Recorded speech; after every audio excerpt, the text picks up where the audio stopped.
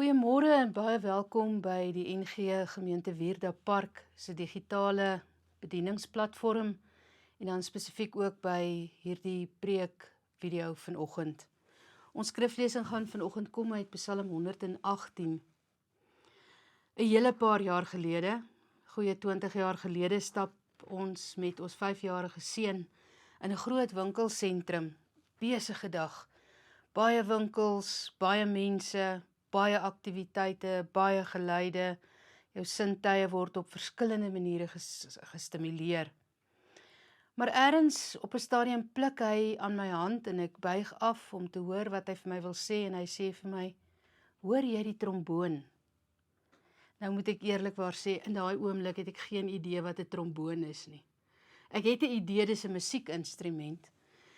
En die volgende oomblik wonder ek, waar sien hy dalk die persoon wat tromboon sit en speel? En ek kyk rond, maar ek sien geen musikant nie. En hy sien my onsekerheid en hy wys vir my so. Nou kyk ek op en hy skud sy kop. Hy sê, "Mamma, dis op die winkelsentrum se musieksysteem, op die sentrale musieksysteem." So nie sy woorde nie, maar my verstaan. En daar hoor ek tussen al die geluide en die geraas hierdie klassieke uitvoering van 'n stuk musiek. En ek aanvaar toe dat in die orkes wat speel, hy ergens 'n tromboon hoor. Nodeloos om te sê, hy is met musiek gebore en dis vandag sy werk ook. Daar is 'n tromboon in Psalm 118 wat ons vandag gaan lees. 'n Tromboon het vir my die simbool geword van die vermoë om die essensie van 'n situasie raak te sien, om sin te maak uit 'n oorstimulering soms van die wêreld rondom ons, en om die tromboon te hoor. Ons gaan Psalm 118 vanoggend lees om verskeie redes, maar een van die vernaamste redes is omdat dit vandag 29 Maart Palmsondag is. Dis die begin van die groot lydensweek. En Psalm 118 word verskeie kere in die storie van die evangelies, wanneer hulle die storie van Jesus se laaste week op aarde vertel, word Psalm 118 verskeie kere aangehaal. Psalm 118 is, om die waarheid te sê, een van die psalms wat die meeste in die Nuwe Testament aangehaal word, wanneer daar gesoek word na die essensie van wie Jesus Christus is. En ons gaan iets saam daarvan vandag ontdek. Kom ons bid saam. Almagtige God, Hemelse Vader, Verlosser, Jesus, Trooster Gees. Ons aanbid U vanoggend as die Here van ons lewens en die Here van die kerk. Ons aanbid U as die sentrale figuur in hierdie groot lydensweek. Alles voor dit en alles na dit, wat opgebou het na die groot lydensweek en uitspeel daarna in die opstanding van Jesus Christus en sy oorwinning oor die dood. Dankie vir die voorreg om op hierdie dag dan ook saam as 'n geloofsgemeenskap by mekaar te kan wees en na te dink oor die essensie van die lydensweek, die sterwe en die opstanding van Jesus Christus. Die essensie daarvan in ons lewens vandag. Amen. Ek gaan nie die hele Psalm lees nie, maar ek gaan u wel begelei deur die Psalm. Die Psalm is 'n lied en ons het 3 groepe wat sing in hierdie Psalm. Die eerste is beurtsang, die tweede gedeelte is 'n solis wat sing en die derde gedeelte is dan die groep aanbidders, as dit nou ons was, dan sou sê die gemeente wat antwoord op die beurtsang en op die sang van die solis. Ek begin hier by vers 1 te lees, waar die voorsanger begin om te sing, en jy sal sien, is 'n baie bekende gedeelte uit hierdie Psalm, wat ons dikwels ook in eredienste as 'n liturgie gebruik. Loof die Here, want hy is goed, aan sy liefde is daar geen einde nie. En dan antwoord die groep gelowiges, die aanbidders, en hulle sê, Israel moet getuig, aan sy liefde is daar geen einde nie. Hierop reageer die priesters en hulle sê, die huis van Aaron moet getuig, aan sy liefde is daar geen einde nie. En dan antwoord die groep nuwe bekeerlinge, die proseliete, hulle wat uit heidense godsdienste na die God van Israel gekom het, dan antwoord hulle, die Here, of die wat die Here dien, moet getuig, aan sy liefde is daar geen einde nie. Hierna volg 'n hele aantal verse waar die solis voorsing. Nou, Bybelkommentare sê dat hierdie heel waarskynlik 'n koning was, dit kon ook 'n militêre leier gewees het, wat hier sing, dit is 'n naballingskap lied. Dit beteken dat daar oorwinning is en dat daar verskeie stories is om te vertel, getuienisse om ingebring te word oor die oorwinning wat behaal is. Dan begin hy in vers 5 en hy sê, in my nood het ek na die Here geroep en die Here het my gebed gehoor en my bevry. En dan gaan hy voort om oor hierdie bevryding te getuig. Dan kom hy by vers 8 en hy sê, om by die Here te skuil is beter as om op mense te vertrou. Nou, net 'n nuttelose stukkie inligting. As jy al die verse in die Bybel vat, en jy gaan bepaal wat is die middelste vers, wat staan heel in die middel van die Bybel, dan is dit Psalm 118 vers 8.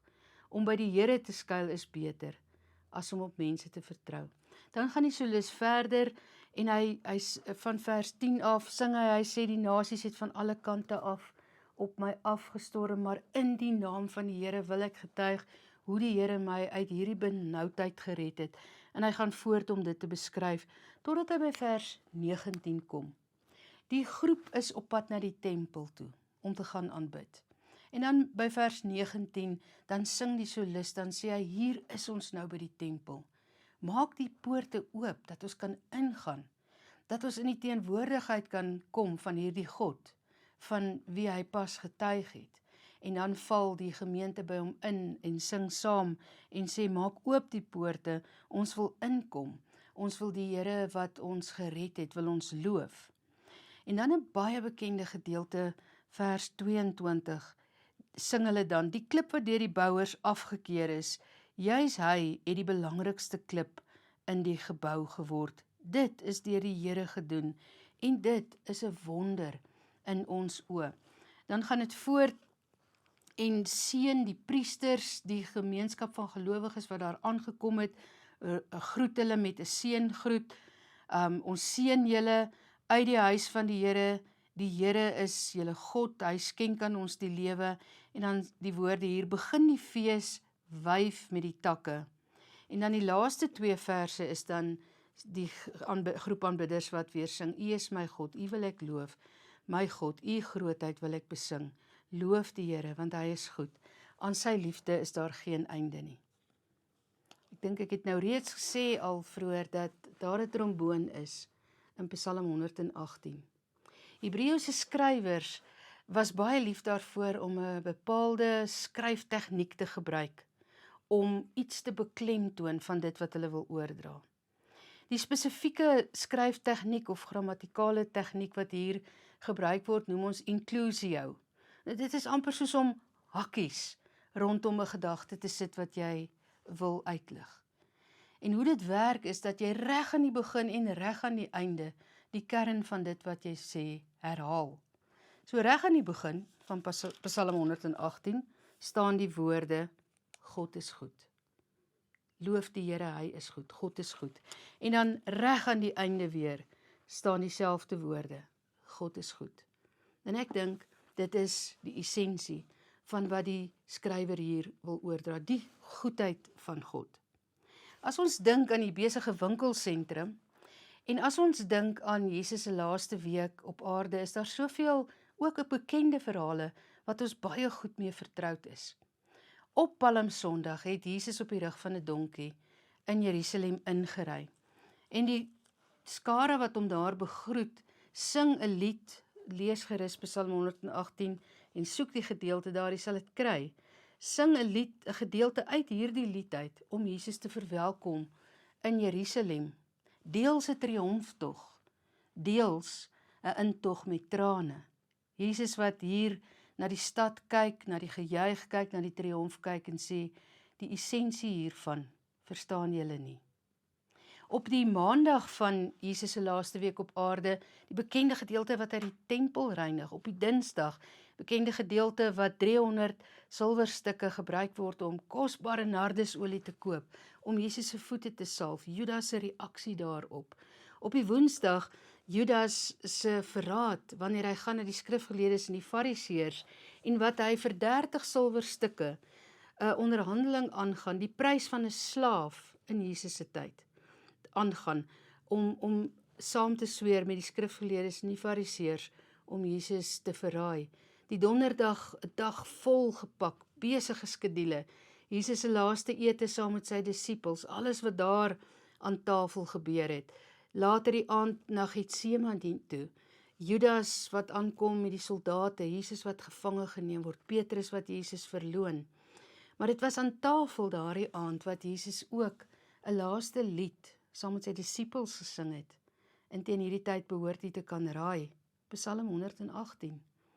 En dan Vrydag natuurlik die gebeure van die kruisiging, alles wat daar gebeur het, Saterdag die stilstaterdag, Sondag Christus se opstanding uit die dood, Maria die tuinier, die ontmoeting, die gaan vertel, die uitdra van die boodskap, inderdaad 'n besige week.